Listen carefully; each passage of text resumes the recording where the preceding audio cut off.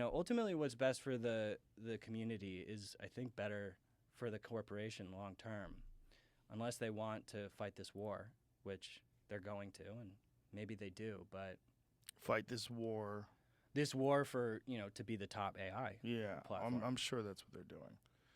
Yeah, I mean, it kind of makes sense, but it's a very good point. Like, where are you getting the data that's allowing you to do this? It's basically everyone's data. It's everyone's data. Yeah.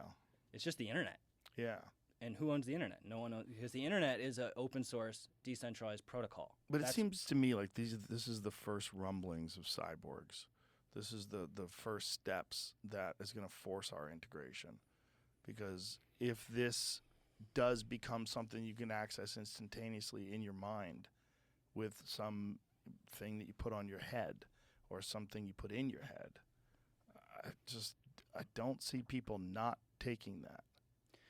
What does that look like in your visual system? So you integrate Neuralink, and it's in there, and because we kind of have like, our internal eye, mind's eye. I don't know what it is. Whatever it is, what we see when we dream. Yeah, it's something. Our eyes aren't open, but we're seeing. Right. So what would that even feel like to search the internet through your brain? Like, are you seeing something? Like, do you feel it? I think there's probably going to be multiple versions of it. It's going to get better and better, which is why you don't want to be an early adopter, but maybe you do, because those are the people that are going to be able to get access to the second version of this and the third, and it's going to become progressively more and more powerful. Once AI is able to take over and make better versions of it, it's going to make a better version of itself.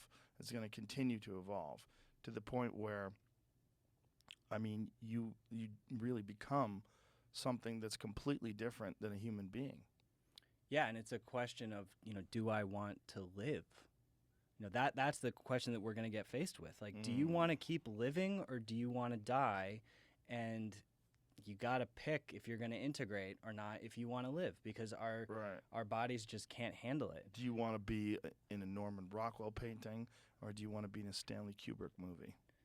This is most likely the reason that they're taking their time letting information out, because religion, the global energy economy, I mean, if these things are real and they're powered by some, propulsion system with a new form of energy that is, near limitless or whatever it is, then what does that do for the economy? Yeah. Suddenly, all the top largest energy companies in the world are just irrelevant. Right. And then the religious stuff is like a whole other level of the equation. But like people will have concern.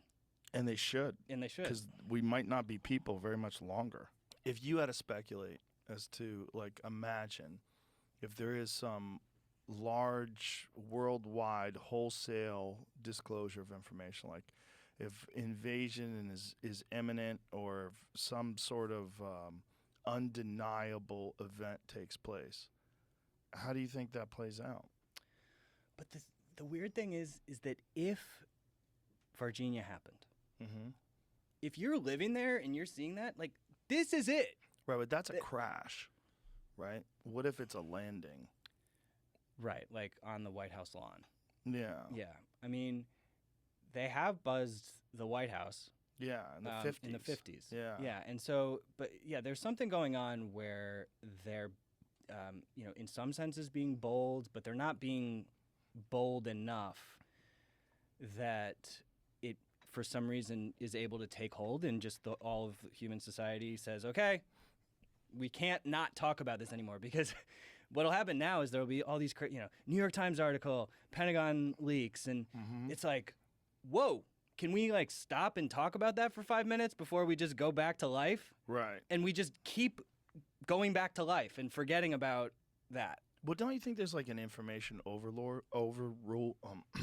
overwhelming aspect to this? That it's just overload of data, and you're just constantly inundated by new stories and new things, and there's so much to talk about and think about that it's very difficult for one thing to stick, unless it's like a nonsense thing that people get excited about.